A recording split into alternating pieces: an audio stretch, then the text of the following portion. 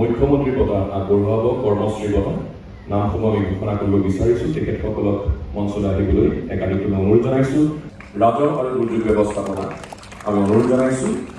কৰ্মশ্ৰী বঁটা গ্ৰহণ কৰিবলৈ। তেখেতসকলক এজাৰি হাত চাপৰি অভিনন্দন জনাব।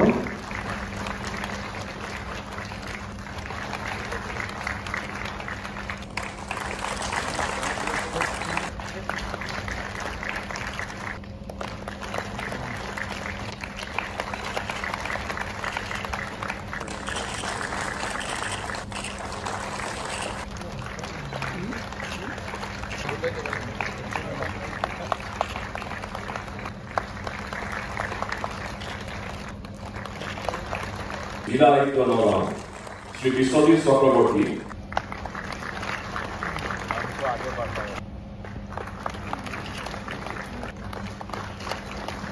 পাৰদৰ্শিতাৰ বাবে শ্ৰীযুত স্বপ্নীল পাল,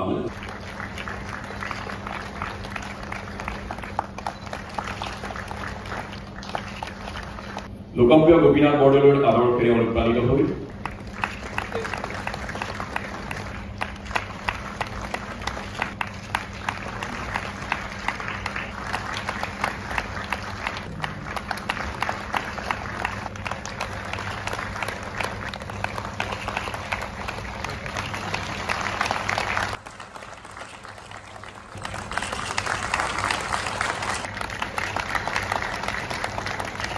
ভাৰত মাতৃৰ সুযোগ্য সন্তান, স্বাধীনতা সংগ্ৰামী, আধুনিক অসমৰ ৰূপকাৰ ভাৰতৰত্ন লোকপ্ৰিয় গোপীনাথ বৰদলৈৰ আজি ৭৪ সংখ্যক পুণ্যতিথি। আজিৰ এই পবিত্ৰ দিনটোত মই অসমবাসী ৰাইজৰ হৈ এইগৰাকী মহান যুগনায়কক আমাৰ গভীৰ শ্ৰদ্ধা নিবেদন কৰিছোঁ। 2022 বৰ্ষৰ আমি এটা সিদ্ধান্ত লৈছিলোঁ যে লোকপ্ৰিয় গোপীনাথ বৰদলৈৰ পুণ্যতিথিৰ দিনটো আমি লোক কল্যাণ দিৱস হিচাপে আমি পালন কৰিম আৰু এই দিনটোতে আমি লোকসেৱা পুৰস্কাৰ আৰু কৰ্মশ্ৰী বঁটা প্ৰদান কৰিম। লোকসেৱা পুৰস্কাৰ হ'ল এটা বিশেষ পুৰস্কাৰ যি অসম চৰকাৰৰ অৰাজপত্ৰিত কৰ্মচাৰীসকলক সামৰি লয়। সাধাৰণতে আমি প্ৰশাসনিক ব্যৱস্থাত দেখোঁ যিকোনো বিভাগত হোৱা কাম কাজৰ বাবে বা সেই বিভাগৰ সফলতাৰ বাবে মন্ত্ৰীজনক সন্মানিত কৰা হয় আৰু কিছু কিছু ক্ষেত্ৰত বিষয়াজনক সন্মানিত কৰা হয়। কিন্তু নেপথ্যৰ আঁৰত থাকি যিসকলৰ প্ৰচেষ্টাত এই কৰ্মই সফলতাৰ মুখ দেখা পায় তেওঁলোকক সাধাৰণতে আমি ৰাইজৰ সন্মুখলৈ উলিয়াই নানো। একোটা সফল জীৱন স্বীকৃতি অবিহনে তেওঁলোকৰ কৰ্মদিনৰ সামৰণি পৰে। 2022 চনত আমি সিদ্ধান্ত লৈছিলোঁ যে নেপথ্যৰ আঁৰত থাকি চৰকাৰখনক শক্তি দিয়া, সামৰ্থ্য দিয়া এই তৃতীয় আৰু চতুৰ্থ বৰ্গৰ কৰ্মচাৰীসকলক আমি লোকসেৱা বঁটাৰে পুৰস্কৃত কৰিম। এই বঁটাত আমি 25,000 টকাৰ এটা সন্মান ৰাখি আগবঢ়াওঁ, এখন মানপত্ৰ প্ৰদান কৰোঁ আৰু এই কৰ্মচাৰীজনৰ চাকৰি কাল আমি এবছৰলৈ তেওঁলোকৰ চাকৰি কাল আমি বৃদ্ধি কৰোঁ 2022 বৰ্ষত আমি আৰম্ভ কৰা এই বঁটাই প্ৰথম বছৰ 10 গৰাকী কৰ্মচাৰীক আমি ৰাজ্যিক বঁটা আৰু 89 গৰাকী কৰ্মচাৰীক আমি জিলা পৰ্যায়ত লোকসেৱা বঁটা প্ৰদান কৰিছিলোঁ 2023 চনত আমি 75 গৰাকী চৰকাৰী কৰ্মচাৰীক আমি লোকসেৱা বঁটা প্ৰদান কৰিছিলোঁ এই বছৰ আমি ৰাজ্যিক পৰ্যায়ত 10 গৰাকী আৰু জিলা পৰ্যায়ত 37 গৰাকী লোকক আমি লোকসেৱা পুৰস্কাৰেৰে সন্মানিত কৰিছোঁ এই লোকসেৱা পুৰস্কাৰৰ বাবে এটা অতি কঠোৰ ব্যৱস্থা গ্ৰহণ কৰা হয় আৰু শেষত বিভিন্ন অসম আৰক্ষী আৰু ভাৰত চৰকাৰৰ বিশেষ এজেন্সিসমূহৰ দ্বাৰা তেওঁলোকৰ কৰ্ম সংস্কৃতি বিশেষকৈ ইন্টিগ্ৰিটিৰ ওপৰত আমি এটা বেকগ্ৰাউণ্ড চেক কৰাৰ পিছতহে এই বঁটা আমি আগবঢ়াওঁ ফলত এই বঁটা যিসকলে লাভ কৰে স্বাভাৱিকতে তেওঁলোকে পৰীক্ষাৰ এটা কসটিশীলত উত্তীৰ্ণ হৈ এই বঁটা লাভ কৰাৰ বাবে যোগ্যতা অৰ্জন কৰে স্বাভাৱিকতে এই বঁটা লাভ কৰা প্ৰতিজন কৰ্মচাৰী আমাৰ বাবে এক আদৰ্শৰ স্বৰূপ আৰু তেখেতসকলক আজি ভাৰতৰত্ন লোকপ্ৰিয় গোপীনাথ বৰদলৈ পুণ্যতিথিত আমি তেখেতসকলক সন্মান জনাবলৈ পাই সঁচাকৈ গৌৰৱ অনুভৱ কৰিছোঁ অসম আৰক্ষীৰ মুখ্য কাৰ্যালয়ত কাম কৰা শ্ৰী মনোজ কুমাৰ দেউৰী কাৰ্বি আংলঙৰ ডিষ্ট্ৰিক্ট লিগেল সাৰ্ভিস অথৰিটিত কাম কৰা শ্ৰী সুজিত দে আমাৰ বৰ্ডাৰ প্ৰটেকশ্যন আৰু ডেভেলপমেণ্ট ডিপাৰ্টমেণ্টত কাম কৰা শ্ৰী কৈলাশ গগৈ বিত্ত বিভাগত কৰ্মৰত শ্ৰীমতী অন্তৰা তালুকদাৰ গৃহ বিভাগত কৰ্মৰত শ্ৰী নিৰঞ্জন শৰ্মা খনিজ বিভাগত কৰ্মৰত শ্ৰী হীৰেন ডেকা আসাম ষ্টেট কমিশ্যন ফৰ মাইনৰিটিজত কাম কৰা মোহাম্মদ মকিবুৰ ৰহমান মুখ্যমন্ত্ৰীৰ সচিবালয়ত কাম কৰা অধিকলাল যাদৱ আমাৰ হাউচিং আৰু আৰবান এফেয়াৰ্স বিভাগত কাম কৰা প্ৰণৱ লহকৰ আৰু আমাৰ শক্তি বিভাগত কাম কৰা শ্ৰী অৰূপজ্যোতি নাথ তথা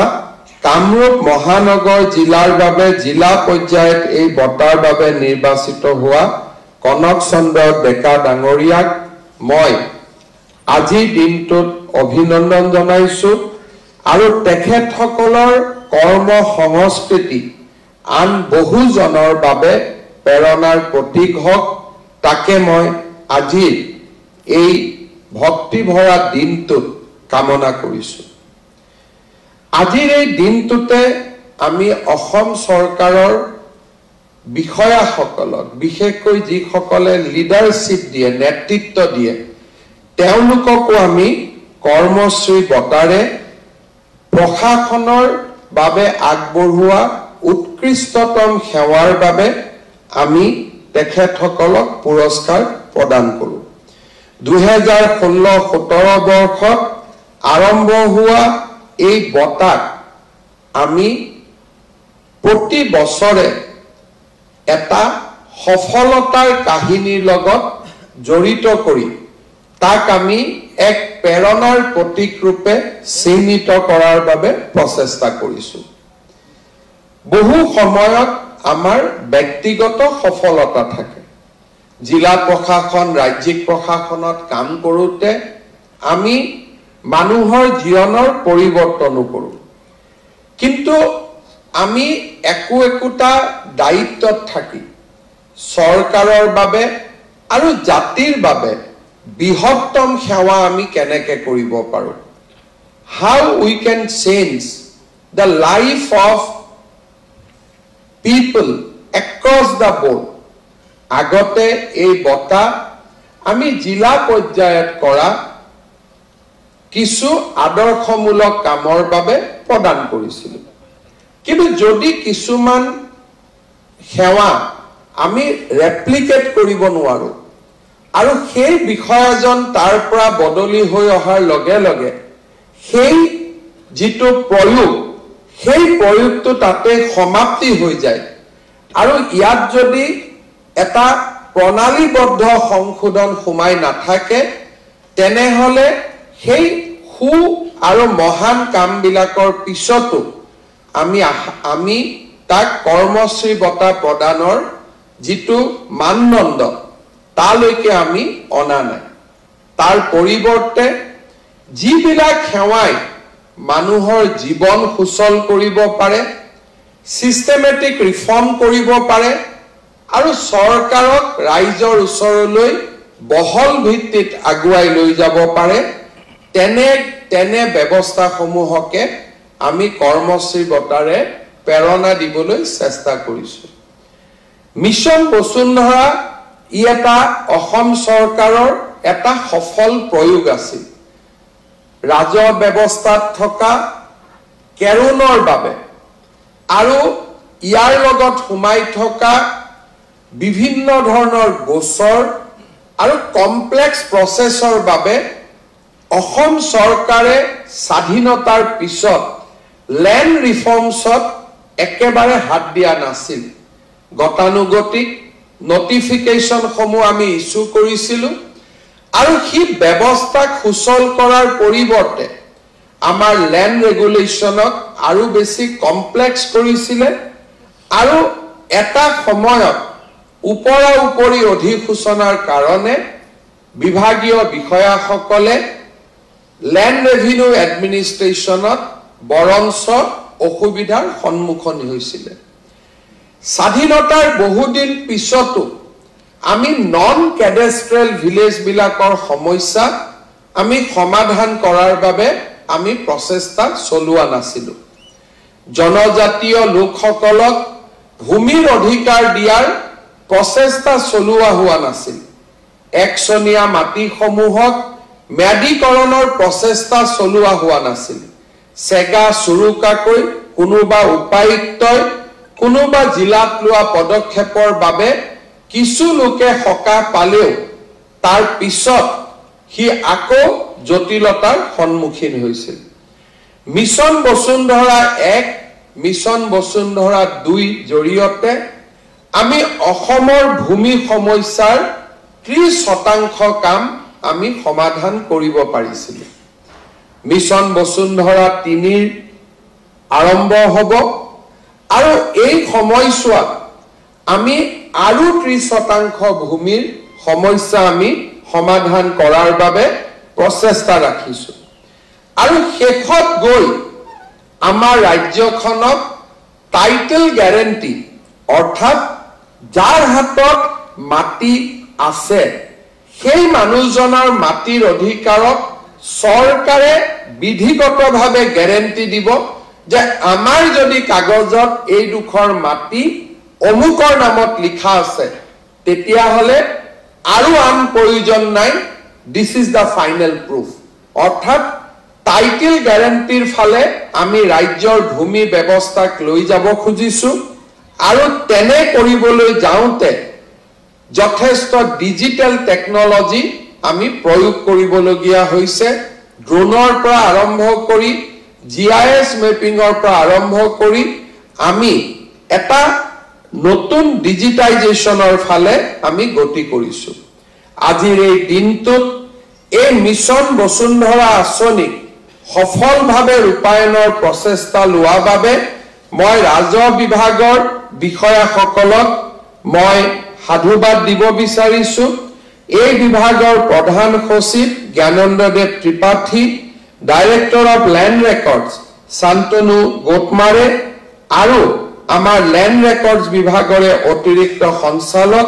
নৱজিত পাঠকক আমি অভিনন্দন জনাইছো আৰু তেওঁলোকৰ কৰ্মস্পৃহাই মিছন বসুন্ধৰাৰ প্ৰচেষ্টাটোক অনাগত দিনতো আগুৱাই লৈ যাব বুলি মই আশা কৰিছো চৰাইদেউ মৈদামে ৰাষ্ট্ৰীয় ঐতিহ্যৰ পৰা আগুৱাই গৈ বিশ্ব ঐতিহ্যৰ স্বীকৃতি পালে চৰাইদেউ মৈদাম বিশ্ব ঐতিহ্য হল মুখ্যমন্ত্ৰীয়ে দাবী কৰিব যে ই মুখ্যমন্ত্ৰীৰ কৃতিত্ব আন 10 জনে ক'ব যে নহয় আমাৰ কৃতিত্ব ৰাজনীতি কৰা নেতাসকলে কৃতিত্বৰ বাবে প্ৰতিযোগিতা চলাই যাব আৰু ৰাইজে সিদ্ধান্ত লয় যে এই কামৰ বাবে আমি কাক কৃতিত্ব দিম কিন্তু আমি কৃতিত্ব বিচৰা সকলে আমি জানো যে কি সকল ব্যক্তিৰ প্ৰচেষ্টাত এই কাম ফেৰা আমি সমাধান কৰিব পাৰিম কিন্তু আমি ৰাজনৈতিক কৰা ব্যক্তি সকলে সেই সকল ব্যক্তিক স্বীকৃতি দিবলৈ কুণ্ঠাবোধ কৰো কাৰণ তেখেতসকলক স্বীকৃতি দিয়াৰ লগে লগে কৰবাত নহয় কৰবাত মূল স্বীকৃতি কমি যাব এনে প্ৰচেষ্টাই অসমক আগুৱাই লৈ যাব নোৱাৰে যোৱা 3টা বছৰত আমি মুখ্যমন্ত্ৰী হিচাপে মন্ত্ৰী হিচাপে আমি সকলোৱে ওচৰৰ পৰা লক্ষ্য কৰিছিলো যে চৰাইদেউ মৈদামক বিশ্ব ঐতিহ্য কৰাৰ ক্ষেত্ৰত অসম চৰকাৰৰ ইণ্ডিজেনাছ আৰু ট্ৰাইবেল ফেথ তথা কালচাৰ ডিপাৰ্টমেণ্টৰ বিষয়াসকলে আৰ্কিঅলজি ডিপাৰ্টমেণ্টৰ বিষয়াসকলে কি ধৰণে এই গোটেই কামটো আগুৱাই লৈ যোৱাৰ বাবে প্ৰচেষ্টা কৰিছিল ৰঞ্জন শৰ্মা ডাঙৰীয়াৰ নেতৃত্বত ডক্টৰ দীপৰেখা কলি ডক্টৰ নৱজিৎ দেউৰী আৰু ডক্টৰ সবিনা হাসানে আমাৰ মন্ত্ৰী নন্দিতা গাৰ্লুচা আৰু কেশৱ মহন্তৰ লগত একেলগে সুদীৰ্ঘ দিন এটা টিম হিচাপে কাম কৰিছিল আৰু এই প্ৰচেষ্টাৰ ফলস্বৰূপে আমি চৰাইদেউ বিশ্ব ঐতিহ্য ক্ষেত্ৰ হিচাপে আমি দেখা পাবলৈ সক্ষম হৈছিলো চৰাইদেউ বিশ্ব ঐতিহ্য ক্ষেত্ৰৰ ঘোষণাৰ দিনা মন্ত্ৰী নন্দিতা গাৰ্লুচাৰ পৰা ৰঞ্জন শৰ্মালৈকে আগ্ৰহ আছিল যে সেই ঘোষণাৰ সময়ত মই যাতে দিল্লীত উপস্থিত থাকো কিন্তু মই এটা কনসিয়াস ডিসিশন লৈছিলো যে এই ঘোষণাৰ সময়ত ভাৰত চৰকাৰৰ সাংস্কৃতিক মন্ত্ৰীৰ লগত ৰঞ্জন শৰ্মা বহি থাকক তাত হিমন্ত বিশ্ব শৰ্মাৰ প্ৰয়োজন নাই আৰু আপোনালোকে জানি ভাল পাব যে চৰাইদেউ যেতিয়া বিশ্ব ঐতিহ্য ক্ষেত্ৰ ঘোষণা কৰা হৈছিল সেই সময়ত ভাৰত চৰকাৰৰ সাংস্কৃতিক মন্ত্ৰীৰ লগত নতুন দিল্লীত আমাৰ এই টিমটো একেলগে বহি আছিল আমি ৰাজনীতি কৰা ব্যক্তিসকল তাৰ পৰা আঁতৰত আছিল মই বিশ্বাস কৰো যে আমাৰ অসমখনক যদি বিকাশৰ নতুন দিগন্তলৈ লৈ যাব লাগে আমাৰ বিষয়া কৰ্মচাৰী সকলৰ যি ভাল কাম কৰ্ম প্ৰেৰণা তাক আমি সদায় স্বীকৃতি দিব লাগিব মই আজি পুনৰবাৰ আমাৰ গোটেই টিমটো ডাইৰেক্টৰ আৰ্কিঅলজিৰ লগত কাম কৰা গোটেই টিমটো কৃতজ্ঞ অসমবাসী ৰাইজৰ হৈ আকৌ এবাৰ অভিনন্দন জনাইছো মহাবিদ্যালয়ত নামভৰ্তি হয় আৰু ই এক পৰম্পৰা যাৰ মাজেদি আমি সকলো পাৰ হৈ আহিছো কেতিয়াবা মই বি বৰুৱা কলেজত নাম লগাও কটন কলেজৰ নামভৰ্তিৰ কাৰণে অপেক্ষা কৰি থাকো মই কটন কলেজত নামভৰ্তি কৰো বি বৰুৱা কলেজৰ সিটটোত এজনক বঞ্চিত কৰো মেডিকেল কলেজৰ এডমিশনৰ সময়ত প্ৰথমতে আমি শিলচৰ মেডিকেল কলেজ লওঁ শেষৰ দিনাখন আমি গুৱাহাটী মেডিকেল কলেজৰ সিটলৈ আমি নামভৰ্তি কৰো আৰু শিলচৰ মেডিকেল কলেজৰ সিটটো পূৰ্ণ নহয় কাৰণ সুপ্ৰিম কোৰ্টৰ দিন মতে সেইটোৱে শেষ দিন তাৰ পিছত আৰু নামভৰ্তি হ'ব নোৱাৰে প্ৰতি বছৰে মেডিকেলত আমি 20ৰ পৰা 25খন আসন মাল্টিপল কলেজৰ এডমিশনৰ কাৰণে আৰু লৰা ছোৱালীৰ মোবিলিটিৰ কাৰণে কোনোবাই ডিব্ৰুগড়ত যাব লাগে কোনোবাই গুৱাহাটীত আহিব লাগে কোনোবাই শিলচৰত যাব লাগে আমাৰ আসন ৰিক্ত হৈ ৰৈ যায় ওয়েটিং লিষ্টত থকা 25 জন ছাত্ৰ ছাত্ৰীৰ জীৱনত এটা অন্ধকাৰ আহি পৰে মানুহৰ মাজত হতাশাৰ সৃষ্টি হয় আৰু এইবিলাক সমস্যাৰ মেনুৱেল সমাধান নাথাকে ই টেকনলজিৰ জৰিয়তে যদি সমাধান কৰিব নোৱাৰি তেতিয়ালে এই সমস্যাসমূহ জটিল হৈ থাকিব সমৰ্থ পোৰ্টেল ভাৰত চৰকাৰৰ এটা প্ৰচেষ্টা আছিল যে যি প্ৰচেষ্টাই নামভৰ্তিৰ প্ৰক্ৰিয়াটোক একেবাৰে সুষম কৰি পেলাব নামভৰ্তি আমি বিনামূলীয়া কৰো ধনখেদি উভতাই দিবলৈ মহাবিদ্যালয়সমূহক আমি মাৰ্চৰ 31 তাৰিখলৈকে অপেক্ষা কৰো কোনে নামভৰ্তি কৰিছে কাৰ নামভৰ্তি হৈছে চৰকাৰৰ লগত কোনো পৰিসংখ্যা নাথাকে আজিৰ দিনটোত জকাইচুকৰ কলেজত কোনে নামভৰ্তি কৰিছে তেওঁৰ পিতৃৰ নাম কি তেওঁৰ পৰীক্ষাত কিমান নম্বৰ পাইছে তেওঁৰ বেংক একাউণ্ট কি তেওঁ প্ৰথমতে কোনখন কলেজত নামভৰ্তি কৰিছিল তাৰ পৰা কোনখন কলেজলৈকে আহিলে আৰু তেওঁ পৰীক্ষাত পাছ কৰাৰ পিছত তেওঁৰ নম্বৰসমূহলৈ পৰা আৰম্ভ কৰি যিমান পৰিসংখ্যা লাগে এই গোটেই পৰিসংখ্যাবিলাক সমৰ্থ পোৰ্টেলত আমি ৰাখি থব পাৰো টেকনলজিৰ প্ৰতি মানুহৰ অনীহা থাকে কলেজৰ অধ্যক্ষসমূহক এই টেকনলজিৰ প্ৰতি আকৰ্ষণ কৰি এই টেকনলজি এডপ্ট কৰি গোটেই নামভৰ্তিকৰণ কৰাৰ প্ৰচেষ্টা এটা হিমালয় সদৃশ সমস্যা আৰু অসমৰ একাংশ বাতৰি কাকতৰ নেতিবাচক ভূমিকা ই আৰু ভীষণ সমস্যা সমৰ্থ পোৰ্টেলৰ বিষয়ে ময়ো ভালকৈ জনা নাছিলো যোৱা কিছুদিন আগত মই ভাৰত চৰকাৰৰ মন্ত্ৰী মানৱ সম্পদ উন্নয়ন মন্ত্ৰীক সাক্ষাৎ কৰিব গৈছিলো অসম চৰকাৰৰ মুখ্য সচিব মোৰ লগত আছিল আমি যেতিয়া তেওঁলোকৰ লগত কথা পাতিছিলো হায়াৰ এডুকেশ্যনৰ সেক্ৰেটাৰী গৰাকীয়ে মোক ক'লে যে স্যাৰ সমৰ্থ পোৰ্টেলৰ ৰূপায়ণত Assam is the pioneer state এতিয়া আমি দেশৰ ৰাজ্যসমূহক অসমলৈ পঠাই আছো অসমৰ পৰা শিকি আহিবৰ কাৰণে কেনেকে সমৰ্থ পোৰ্টেলত কাম কৰিব লাগে এজন গৌৰৱী অসমীয়া হিচাপে মোৰ বুকু উফন্দি উঠিছিল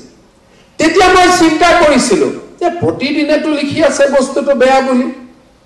অথচ দিল্লীত কৈ আছে ভাল বুলি সমস্যাটো কি মই উভতি আহি নিজে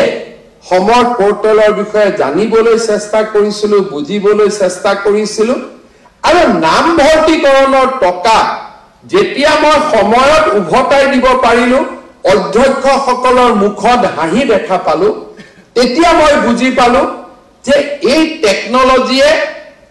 কিমান ছাত্ৰ ছাত্ৰীৰ জীৱনলৈ আৰু কলেজসমূহৰ এটা সুস্থিৰ শিক্ষা ব্যৱস্থালৈ কিমান পৰিৱৰ্তন আনিছে সমৰ্থ পোৰ্টেলৰ লগত জড়িত নাৰায়ণ কোঁৱৰ পমি বৰুৱা প্ৰাঞ্জল প্ৰতিম বৰুৱা এই বিষয়াসকলক আমি সন্মান জনোৱাৰ লগতে অসম চৰকাৰে এক বাৰ্তা দিব খুজিছো যে আমি চৰকাৰৰ কৰ্মচাৰীসকলক বাতৰি কাকতেদি এছেছমেন্ট নকৰো আমি আমাৰ চৰকাৰৰ বিষয়া কৰ্মচাৰীসকলে মানুহৰ জীৱনত কিমান পৰিৱৰ্তন আনিব পাৰিছে তাক লৈ আমি এছেছমেন্ট কৰো আৰু তেতিয়াহে আমাৰ জাতিটো আগুৱাই যাব সমৰ্থ পোৰ্টেলৰ ব্যৱস্থাৰ বাবে মই শিক্ষামন্ত্ৰী অনুজ পেগু ডাঙৰীয়াক ধন্যবাদ জনাইছো ৰাজনীতি কৰা ব্যক্তিসকলৰ বাবে কেতিয়াবা অমৃত মন্থন কৰাৰ আগতে বিষ পান কৰিবই লাগিব আৰু বিশেষকৈ যোৱা 24টা বছৰত মোৰ ৰাজনৈতিক জীৱনৰ পৰা মই দেখা পাইছো যে যতে মই বিষ পান কৰাৰ সুযোগ পাইছো তাতে ৰাজ্যত কৰবাত নহয় কৰবাত এখন মেডিকেল কলেজৰ জন্ম হৈছে কৰবাত নহয় কৰবাত বিশ্ববিদ্যালয়ৰ জন্ম হৈছে কৰবাত নহয় কৰবাত সেমিকন্ডাক্টৰ ইণ্ডাষ্ট্ৰি আৰম্ভ হৈছে গতিকে আমাৰ ৰাস্তা অমৃত পান কৰাৰ নহয় আমাৰ ৰাস্তা হৈছে বিষ পান কৰা যাতে জগতৰ বিষ আমি পান কৰিম আৰু প্ৰজাই অমৃতৰ ফল লাভ কৰিব পাৰিব সমৰ্থ পোৰ্টেল প্ৰয়োগৰ বাবে সাহসিকতাৰ প্ৰয়োজন আছিল আৰু সেই সাহসিকতাৰ বাবে মই অসম চৰকাৰৰ শিক্ষা বিভাগক ধন্যবাদ জনাইছো আৰু টেকনলজিক জনসাধাৰণৰ কল্যাণৰ বাবে ব্যৱহাৰ কৰাৰ প্ৰচেষ্টাক অব্যাহত ৰাখিবলৈ মই আহ্বান জনাইছো অসম চৰকাৰৰ জল জীৱন মিছনে আৰম্ভ কৰা জলদূত নামৰ বিশেষ আঁচনিখনে আমাৰ জল জীৱন মিছনৰ সমগ্ৰ ধাৰণাটোকে ৰাইজৰ মাজলৈ লৈ যাবলৈ সক্ষম হৈছিল মই আজিৰ এই দিনটোত ৰাষ্ট্ৰীয় স্বীকৃতি পোৱা এই জলদূত আঁচনিখনক বা প্ৰগ্ৰেমটোক আমি স্বীকৃতি দিছো পিছত ই ইতিমধ্যে ৰাষ্ট্ৰীয় স্বীকৃতি লাভ কৰিবলৈ সক্ষম হৈছে মই জল জীৱন মিছনৰ মিছন ডাইৰেক্টৰ কৈলাশ কাৰ্তিক আৰু এই আঁচনি ৰূপায়ণত অতিকে নিবিড়ভাৱে জড়িত হৈ থকা অৰ্ণৱ কুমাৰ বৰুৱাক আমি পুনৰ এবাৰ অভিনন্দন জনাইছো নগাঁও জিলাত প্ৰথমবাৰৰ বাবে পাৰ্ল ফাৰ্মিং মুকুতাৰ সন্ধান আমি কওঁ মণি মুকুতা কিন্তু মুকুতাৰ সন্ধান আমি কেতিয়াও কৰা নাছিলো নগাঁও জিলাৰ উপায়ুক্ত আৰু আমাৰ গোটেই টিমটোৰ জৰিয়তে আজি প্ৰথমবাৰ অসমত মুকুতাৰ সন্ধান কৰিবলৈ ব্যৱস্থা কৰা হৈছে মই নগাঁও জিলা আয়ুক্ত নৰেন্দ্ৰ কুমাৰ শাহ বিশ্বজিৎ চক্ৰৱৰ্তী আৰু শংখ প্ৰবাল চান্দিল্যক অভিনন্দন জনাইছো আৰু নগাঁৱৰ এই পাৰ্ল ফাৰ্মিঙৰ যিটো ব্যৱস্থা আমি ইনোভেশ্যন অসমত আৰম্ভ কৰিছো হি যাতে আৰু বিস্তাৰ আৰু প্ৰসাৰ লাভ কৰে তাৰ বাবে মই তেখেতসকলক আহ্বান জনাম আৰু ইয়াক ৰেপ্লিকেট কৰিবৰ বাবে মই আমাৰ আন জিলাসমূহক আহ্বান জনাম ডিব্ৰু ছয়খোৱা ৰাষ্ট্ৰীয় উদ্যানৰ লাইকা আৰু দধিয়া বনগাঁৱৰ সমস্যা অসমবাসী অৱগত একোখন জিলাৰ বিশেষ পৰিস্থিতি এটা সম্প্ৰদায়ৰ মানুহক আন এখন গাঁৱলৈ লৈ যোৱাটো ভীষণ আৰু জটিল সমস্যা মিচিং সমাজত থকা এই লোকসকলক আমি যেতিয়া দাধিয়া আৰু লাইকাৰ সুৰক্ষা আৰু তেওঁলোকৰ সুৰক্ষাৰ কাৰণে আমি আন এখন গাঁৱলৈ লৈ যাব ওলাইছিলো বহু বাধা আৰু বিঘিনিৰ আমি সন্মুখীন হৈছিলো যোৱা 10 বছৰ ধৰি এই প্ৰচেষ্টা অব্যাহত আছিল আমি সফল হোৱা নাছিলো আজি আমি লাইকাৰ ডিগ্ৰেডেড যিখিনি লাইকা বনগাঁৱৰ যিখিনি আমাৰ লোক আছিল তেওঁলোকক আজি আমি সুন্দৰভাৱে তিনিচুকীয়া জিলাতে আজি আমি তেওঁলোকক পুনৰ সংস্থাপন দিব পাৰিছো মানুহৰ জীৱনলৈ নিৰাপত্তা উভতি আহিছে আৰু তেখেতসকলে আজি এটা নতুন জীৱন আৰম্ভ কৰিবলৈ সক্ষম হৈছে এতিয়াও দধিয়াৰ পৰা বহু লোক লৈ যাবৰ বাবে বাকি আছে কিন্তু সমস্যা এটা সমাধান যদি হয় সেই সমস্যাই আন সমস্যাটোকো সমাধানৰ পথ দেখুৱায় মিছন বসুন্ধৰা বগীবিলৰ কাষত থকা নন কেডেষ্ট্ৰেল মাটি কেডেষ্ট্ৰেললৈকে আমি ৰূপান্তৰ কৰাৰ লগে লগে লাইকা দধিয়াৰ আন অৱশিষ্ট লোকসকলকো আমি নতুন জাগালৈ লৈ আহিব পাৰিম তিনিচুকীয়া জিলাৰ উপায়ুক্ত স্বপ্নিল পাল আমাৰ divisional forest officer Digboi TC Ranjit Ram আৰু জিলাৰ আৰক্ষী অধীক্ষক গৌৰৱ অভিজিৎ দিলীপে এই সমস্যাৰ সমাধানৰ বাবে কৰা প্ৰচেষ্টা আৰু সফলতাৰ বাবে মই তেখেতসকলক অভিনন্দন কৰিছো আৰু এই গোটেই কেইটা আদৰ্শমূলক সেৱাৰ বাবে আজি আমি এই গোটেই বিষয়া কৰ্মচাৰীসকলক আমি কৰ্মশ্ৰী সন্মানেৰে আৰু আমি তেখেতসকলক পুৰস্কাৰেৰে আজি আমি তেখেতসকলক কৃতজ্ঞ অসমবাসীৰ হৈ আমি অভিনন্দন আৰু ধন্যবাদ জনাইছো অসম চৰকাৰে আমাৰ সমগ্ৰ ৰাজহুৱা সেৱাক শিথিল সুষম আৰু অতি সহজতে ৰাইজৰ ওচৰলৈ লৈ যোৱাৰ বাবে প্ৰচেষ্টা চলাই আহিছে তাৰ লগে লগে কৰ্মচাৰীসকলৰ প্ৰয়োজনীয় সমস্যাসমূহ পূৰণৰ বাবেও আমি প্ৰচেষ্টা কৰিছো আপোন ঘৰ আঁচনিয়ে হওক শেহতীয়াকৈ প্ৰধানমন্ত্ৰীৰ সূৰ্য ঘৰ আঁচনিত চৰকাৰী কৰ্মচাৰীসকলক দৰমহাৰ বিপৰীতে উইদাউট মৰ্টগেজ আমি সোলাৰ লগাবৰ বাবে আৰম্ভ কৰা ব্যৱস্থাই হওক মেডিকেল ৰিইম্বাৰ্সমেন্টৰ ক্ষেত্ৰত আমি আৰম্ভ কৰা নতুন আঁচনিয়ে হওক এই গোটেই আঁচনিসমূহে আজি আমাৰ চৰকাৰী কৰ্মচাৰীসকলৰ মাজত এক নতুন কৰ্ম সংস্কৃতিৰ সৃষ্টি কৰিছে যোৱা কিছুদিনৰ পৰা বিভিন্ন ৰাজ্যত বিভিন্ন কাৰণত মই ভ্ৰমণ কৰাৰ সুবিধা পাইছিলো আৰু এই ভ্ৰমণসমূহৰ সময়ত মই দেখা পাইছিলো যে আমাৰ ৰাজ্যৰ চৰকাৰী কৰ্মচাৰীসকলক আমি এটা ডিফিকাল্ট সিচুৱেশ্যনত থাকিও আমি যিমানখিনি তেওঁলোকৰ কাৰণে কৰিবৰ বাবে চেষ্টা কৰো ভাৰতৰ আগশাৰী ৰাজ্যসমূহতো এনে প্ৰচেষ্টা আৰম্ভ হোৱা নাই আজি আমাৰ অসমৰ চৰকাৰী কৰ্মচাৰীসকলে প্ৰায় 50% হাৰত অলপ কম 3-4 পইণ্ট কম আমি ডিয়াৰনেছ এলাউন্স লাভ কৰো পশ্চিমবংগ আমাতকৈ যথেষ্ট আগবঢ়া ৰাজ্য পশ্চিমবংগত আজিৰ দিনত চৰকাৰী কৰ্মচাৰীসকলে 14% দিয়ে লাভ কৰে মানুহৰ মাজত ধাৰণা যে পশ্চিমবংগ অসমতকৈ আগবঢ়া ৰাজ্য কিন্তু আজিও যদি কোনোবাই গুগল কৰে এটা মিনিট লাগে যে DA in West Bengal DA in Assam আপোনালোকে দেখা পাব যে আমাৰ ৰাজ্য চৰকাৰখনে চৰকাৰী কৰ্মচাৰীসকলক প্ৰতিটো দিনতে প্ৰতিটো মুহূৰ্ততে আমি এটা উপযুক্ত সংস্কৃতি ৰাজহুৱা সংস্কৃতি আমি দিবলৈ প্ৰচেষ্টা কৰো অসম সচিবালয় আমি গ্ৰহণ কৰা এটা ডাঙৰ সিদ্ধান্ত যে ডেপুটি সেক্ৰেটাৰী লেভেললৈকে গৃহ মুখ্যমন্ত্ৰীৰ সচিবালয় আৰু বিত্ত বিভাগক বাদ দিলে আৰু কোনো বিভাগতে এসিএস বিষয়া নাথাকিব ই এক ডাঙৰ সিদ্ধান্ত আমি লৈছো জুনে আমাৰ সচিবালয় তৃতীয় শ্ৰেণীত নিযুক্তি হোৱা কৰ্মচাৰীসকলৰ বাবে এটা আগলৈ যোৱাৰ বাবে এটা ডাঙৰ পাথৱে এটা আমি মুকলি কৰি দিছো এই ব্যৱস্থা অহা কিছুদিনৰ ভিতৰত আমি ৰূপায়ণ কৰিম যাতে ডেপুটি সেক্ৰেটাৰী পৰ্যায়ত থকা অসম অসামৰিক সেৱাৰ প্ৰতিগৰাকী বিষয়া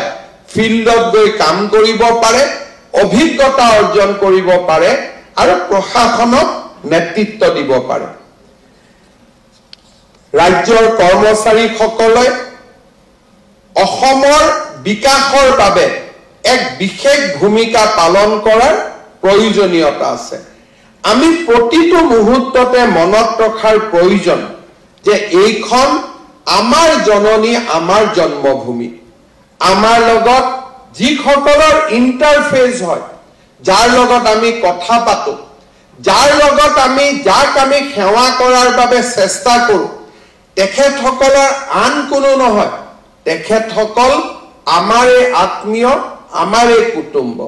সৰকাৰখনক যেতিয়া আমি ভিতৰৰ পৰা দুৰ্বল কৰো আমি আন কাকো দুৰ্বল নকৰো আমি আমাৰ পৰিয়ালটোক দুৰ্বল কৰো সৰকাৰখনক যেতিয়া আমি দুৰ্বল কৰো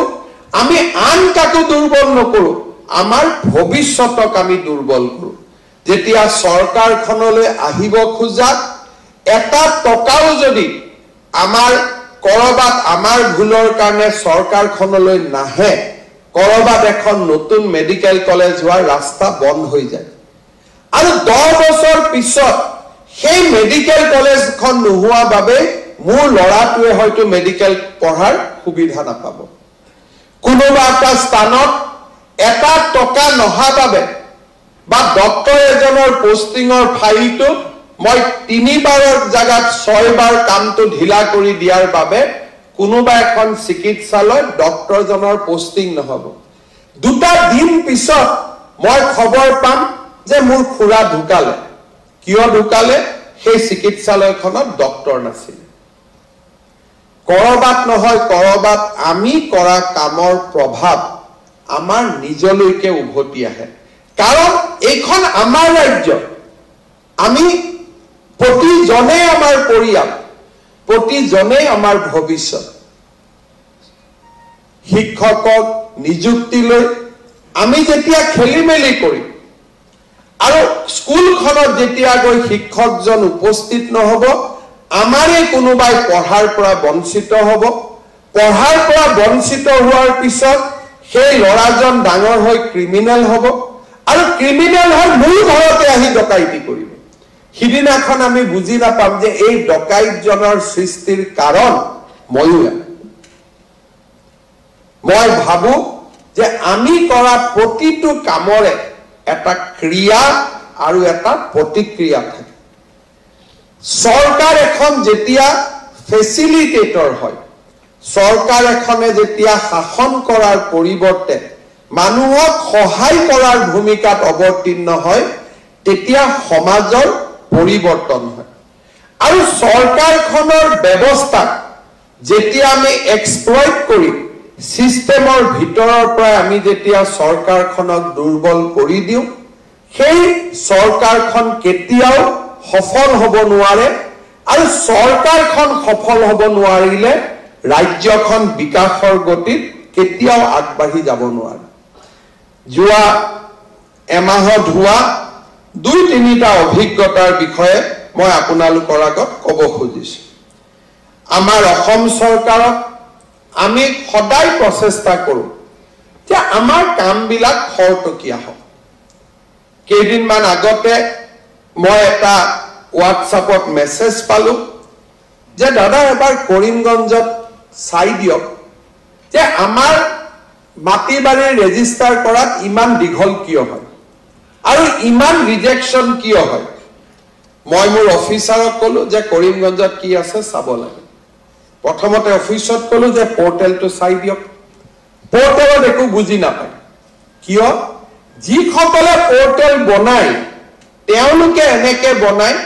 যে তাৰ পৰা বহুত কথা আমি গম নাপাওঁ এটা ব্যৱস্থা মাটিৰ উত্তৰাধিকাৰী মোৰ দেউতাৰ মাটি মোৰ নামত আহিবৰ কাৰণে মই আবেদন কৰিছোঁ এপ্লিকেশ্যন ৰিচিভ এপ্লিকেশ্যন ডিছপ'জ এতিয়া একচেপ্ট হ'ল নে ৰিজেক্ট হ'ল পৰ্টেলত সেই কলমটো নাথাকে যিসকলে পৰ্টেল বনায়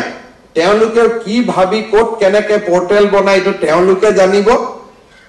ইয়াত বহি কোনো প্ৰকাৰে আমি ধৰিব নোৱাৰো যে এই কাগজখন ৰিজেক্ট হ'ল নে একচেপ্ট হ'ল স্বাভাৱিকতে মই সুধিবলগীয়া হ'ল কৰিমগঞ্জৰ উপায়ুক্তই ডেটা দিলে ৰিজেকশ্যন বেছি একচেপ্টেন্স কম তেতিয়া মই মোৰ অফিচত ক'লো যে গোটেই কেইখন জিলাৰ পৰা আনক মোৰ দেউতাৰ মাটি মই বিচাৰিছো মোৰ নামত ট্ৰান্সফাৰ হ'ব লাগে ৰিজেকশ্যন 10,000 তেতিয়া মোৰ মনত এটা ধাৰণা 10,000 মানুহে বাপেকৰ নামটো ভুল কৰি ক'লে গৈনে 10,000 মানুহে ইমান ৰিস্ক লয় যে দেউতাৰ মাটিটো মোৰ নামত মোৰ দেউতা নহয় অথচ দেউতাৰ মাটি মই বিচাৰি আছো তেতিয়া আকৌ অলপ খনন কৰা হ'ল মাইনিং কৰা হ'ল উত্তৰটো আহিল যে তেওঁলোকে এনঅ'কেৰ চাৰ্টিফিকেটখন দিয়া নাই কাৰণে আমি ৰিজেক্ট কৰি দিছো এটা প্ৰশ্ন হ'ল এনঅ'কেৰ চাৰ্টিফিকেটখন কোনে দিয়ে সেই একেজন সাৰ্কেল অফিচাৰে দিয়ে যিজন সাৰ্কেল অফিচাৰে এনঅ'কেৰ চাৰ্টিফিকেটখন বিচাৰিছে নেক্সট অফ কিন সেই চাৰ্টিফিকেটখন দিয়াৰ মালিক কোন দিয়াৰ মালিকো তেওঁই গতিকে তেওঁ তাক ৰিজেক্ট কৰিব নে মণ্ডলজনক ঘৰত পঠাই গাঁওখনত পঠাই গাঁওবুঢ়াজনক পঠাই সুধিব যে এই ল'ৰাৰ এই পিতৃৰ সন্তান তেওঁ হয় নে নহয় তাৰ মানে মোৰ দেউতাৰ মাটিডোখৰ মই ৰেজিষ্টাৰ কৰিব গ'লেও মোক এখন এনঅ'কে লাগিব এনঅ'কেখন ল'বৰ বাবে নেক্সট অফ কিন চাৰ্টিফিকেট লাগিব প্ৰথম মই 6 মাহ এনঅ'কেখনৰ বাবে সংগ্ৰাম কৰিম তাৰ পিছত মই মাটিৰ পঞ্জীয়নৰ বাবে মোৰ নামত পঞ্জীয়নৰ বাবে মই সংগ্ৰাম কৰিম এজন মানুহ যদি কৰ্ণাটকত আছে মহাৰাষ্ট্ৰত আছে অসমৰ CRPFৰ জোৱান কোনোবাই যদি কৰ্ণাটকত কাম কৰি আছে, কাশ্মীৰৰ সীমান্তত কাম কৰি আছে, অসমৰ সেনা বাহিনীৰ জোৱান তেওঁ পাকিস্তানৰ লগত লাইন অফ কন্ট্ৰোলত যুদ্ধ কৰি আছে, তেওঁৰ কাৰণে এই ব্যৱস্থাটো কেনেকৈ সম্ভৱ হ'ব পাৰে? ইয়াতে প্ৰশ্ন আহে সংবেদনা, কম্পেশ্যনেট, যে মই আচলতে মানুহজনৰ প্ৰতি মোৰ সমবেদনা আছে নে নাই? যদি মোৰ সমবেদনা আছে, মোৰ চাৰ্কুলৰ এজন মানুহৰ পিতৃ কোন, পিতৃৰ সন্তান কোন, এটা মোবাইলৰ মাত্ৰ কল, গাঁওবুঢ়াজনক সুধিব লাগে যে মানুহজনৰ কোন কোন দেউতাক মাক আছে, মোক কাগজখন পঠাই দিয়ক। এই যে নেক্সট ষ্টেপটো লোৱাৰ বাবে আমাৰ কাৰো ইচ্ছা নাথাকে, আৰু তাৰ ফলত একোজন মানুহৰ জীৱনলৈ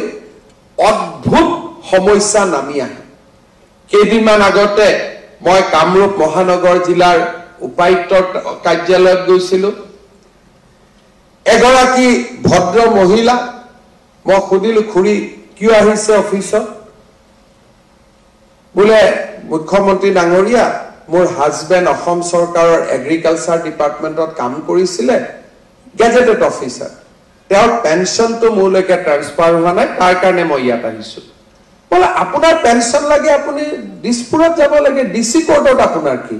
নহয়, তেখেত যে মোৰ স্বামী আছিলে সেই কথাটো ডিচিজনে লিখি দিব লাগে। এতিয়া এই নিয়মটো কোনে বনাল? এজন কাৰ্যালয়ত কাম কৰা মানুহ 40 বছৰ মই একেলগে কাম কৰিলো, কি আমাৰ অফিচত এনেকুৱা এখনো ডকুমেণ্ট নাথাকে যে অমুক মোৰ পত্নী বুলি? আমাৰ ডকুমেণ্টেশ্যন ইমানেই নাথাকে যে ডিচিজনৰ চাৰ্টিফিকেট নহলে আমি ক'ব নোৱাৰো। এই ব্যৱস্থাসমূহৰ নিৰন্তৰ পৰিৱৰ্তন লাগে। এজন যেতিয়া জিলা উপায়ুক্তই চাৰ্কেল অফিচাৰে দেখে যে চৰকাৰৰ নীতি নিয়মৰ কাৰণে আমি মানুহক সেৱা কৰিব পৰা নাই, আমি তাক সংশোধনৰ বাবে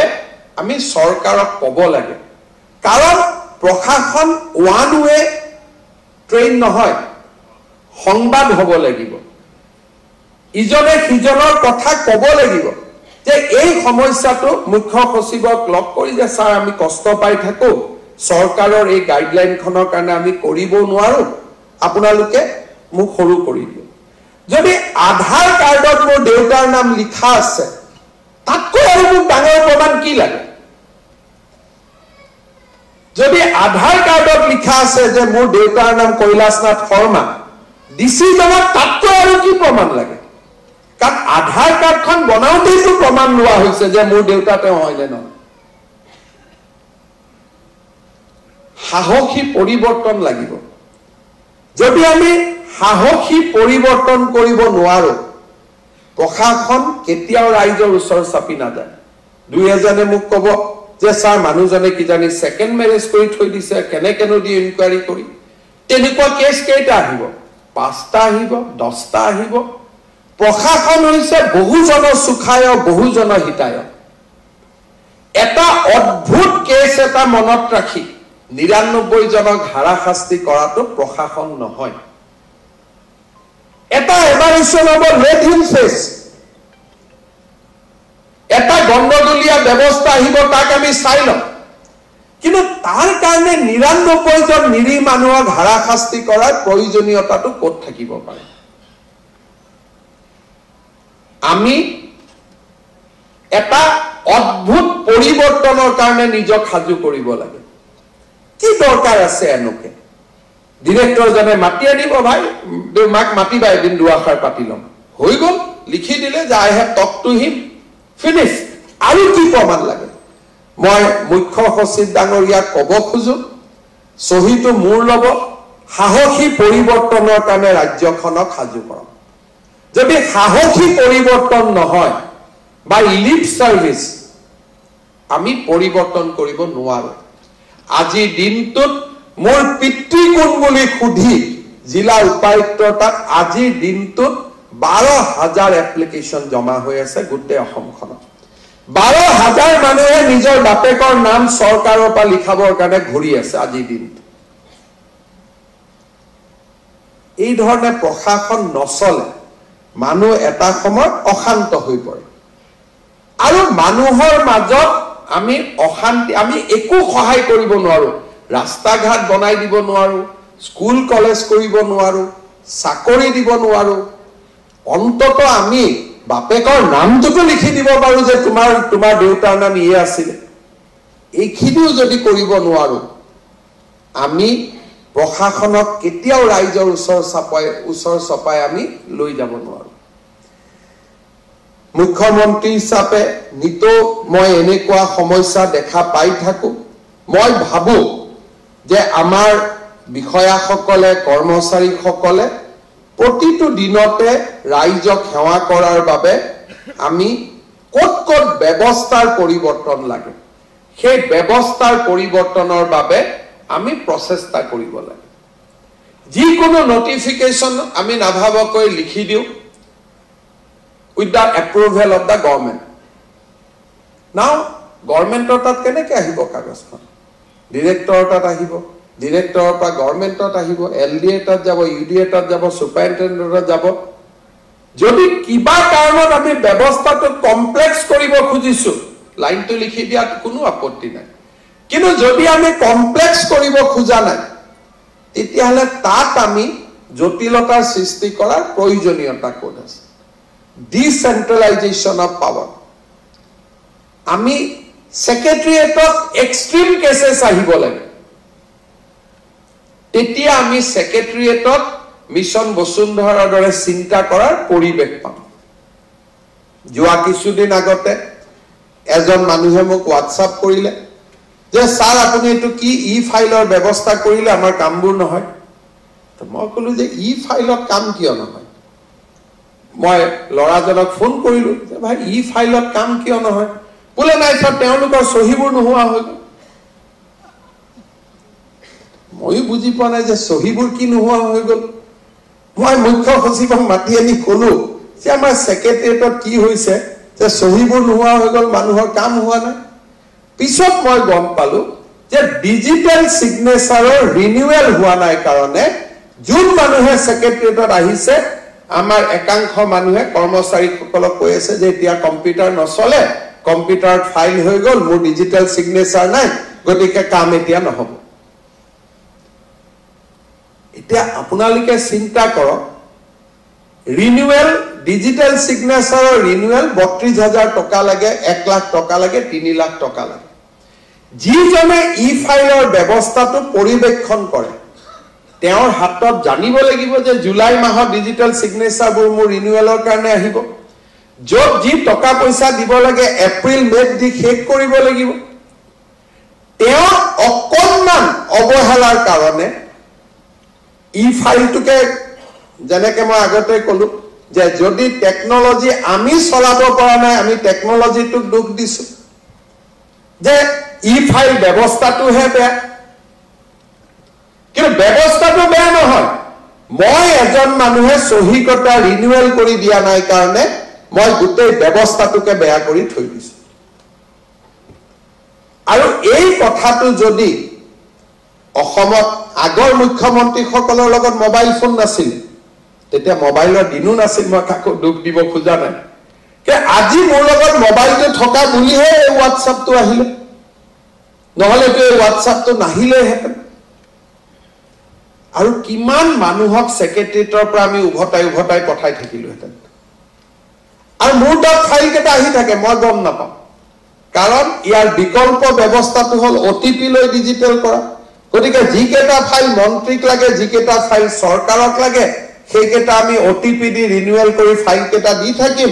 আৰু গাঁৱৰ পৰা যোন নদাই ভদাই আহিছে তাক আমি কম যে নহয় এতিয়া তোৰ কাম নহয় ই ফাইলৰ কাৰণে ই ফাইল বন্ধ সহি বন্ধ গতিকে কাম নহব চৰকাৰৰ লগত ৩ লাখ টকাৰ অসুবিধা নাই বছৰত আমি খালি গাড়ীয়ে কিনো ১৫০-২০০ কোটি টকা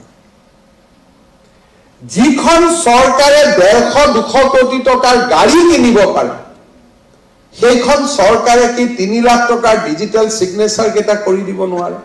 বা কৰ্মচাৰীসকলক মোটিভেট কৰিব নোৱাৰে যে ওটিপি দি কৰক either of the two we can do মই ভাবো যে আমি যিসকলে প্ৰশাসন যন্ত্ৰৰ লগত জড়িত হৈ আছো তেখেতসকলে সকলোৱে লগ হৈ আমি ৰাইজৰ সমস্যাসমূহ সমাধান কৰিব লাগিব আৰু তেতিয়াহে আমি আমাৰ অসমখনক আমি সেই আকাংক্ষিত লক্ষ্যলৈ আমি লৈ যাব পাৰিম লোক কল্যাণ দিৱসৰ দিনা এই কাৰণে কথাখিনি মই কোৱাৰ বাবে উপযুক্ত বুলি বিবেচনা কৰিছো কাৰণ লোকপ্ৰিয় গোপীনাথ বৰদলৈ সেইগৰাকী ৰাজনৈতিক ব্যক্তি আছিলে যোনে প্ৰথমবাৰৰ বাবে এখন আধুনিক অসমৰ কল্পনা কৰিব পাৰিছিল গুৱাহাটী বিশ্ববিদ্যালয়ৰ পৰা আৰম্ভ কৰি স্বাধীনতাৰ সেই প্ৰাক যি স্বাধীনতাৰ যি মুহূৰ্ত আছিল প্ৰাক মুহূৰ্ত আৰু পৰৱৰ্তী মুহূৰ্ত এই গোটেই সময়ছোৱাত গোপীনাথ বৰদলৈ ডাঙৰীয়াই এখন আধুনিক অসম নিৰ্মাণৰ বাবে নিৰন্তৰ কাম কৰিছিল স্বাধীনতা আন্দোলনত তেখেতৰ ভূমিকা আৰু স্বাধীনতা আন্দোলনৰ সমান্তৰালভাৱে গ্ৰুপিঙৰ পৰা অসমক ৰক্ষা কৰাত গোপীনাথ বৰদলৈ ডাঙৰীয়াৰ পৰ্বত সমান ভূমিকা আৰু অসমত আমাৰ খিলঞ্জীয়া লোকসকলৰ অধিকাৰৰ বাবে তেখেতৰ ট্ৰাইবেল বেল্ট ব্লক আদি নিৰ্মাণ কৰাৰ দৰে সুদূৰ প্ৰসাৰী চিন্তাধাৰাৰ লগত আন এটা দিশ সদায় গোপীনাথ বৰদলৈ ডাঙৰীয়াৰ জীৱনত সমাহিত হৈ আছিল সেয়া আছিল এখন আধুনিক অসমৰ সপোন মই আশা কৰো সেই যুগজয়ী নায়ক ভাৰত ৰত্ন লোকপ্ৰিয় গোপীনাথ বৰদলৈ ডাঙৰীয়াই যিখন আধুনিক অসমৰ কল্পনা কৰিছিল সেই আধুনিক অসমখন ৰূপায়ণৰ বাবে আমাৰ চৰকাৰৰ বিষয়া কৰ্মচাৰী সকলে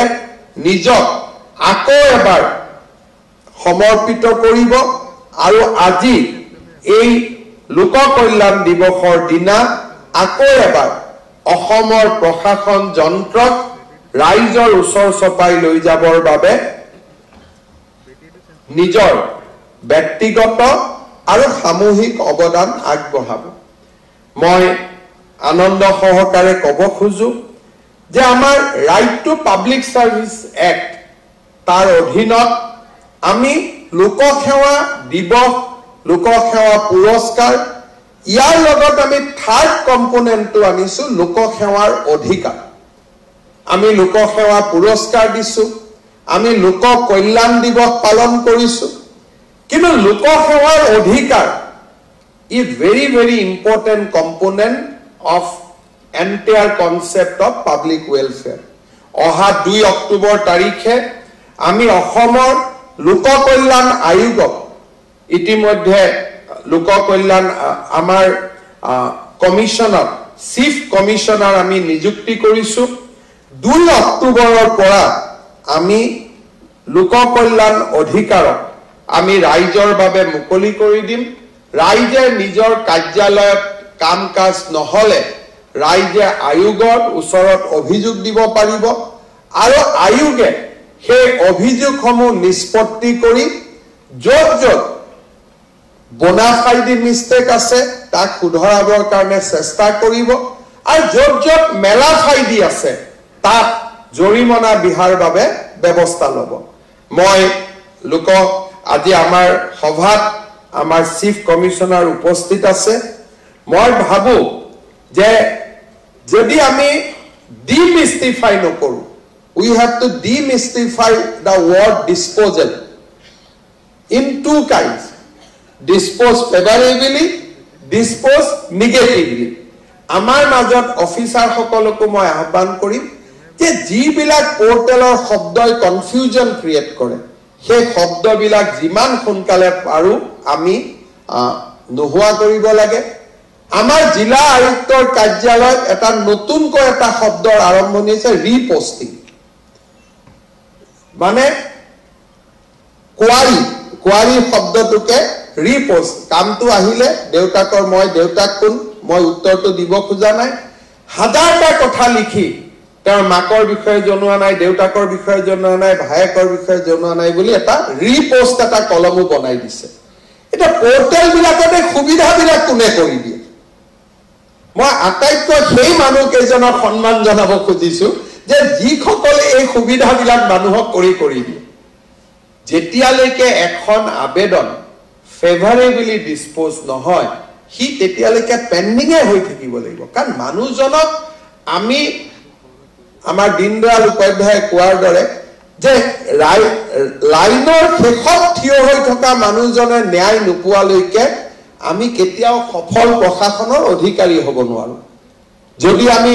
ডিসপোজ কৰিছো কিন্তু মানুহজনে ন্যায় পোৱা নাই, সেই ডিসপোজেলটোৰ মিনিং কি থাকিব পাৰে? মই ভাবো যে এই ধৰণৰ সৰু সৰু কথা আমি নিশ্চয় চকু দিম আৰু এই ধৰণে লাহে লাহে এদিনত কেতিয়াও নহয়, ময়ো জানো যে Rome was not built in a day, লাহে লাহে আমি প্ৰচেষ্টা কৰি অসমখনক ভাৰতবৰ্ষৰ বিকাশৰ এক স্বৰ্গভূমিলৈ ৰূপান্তৰ কৰিম, তাকে আশা কৰি মই আজি পুনৰ পুৰস্কৃত কৰ্মচাৰী বিষয়াসকলক অভিনন্দন জনাই মই মোৰ বক্তব্য সামৰণি মাৰিছো। ধন্যবাদ।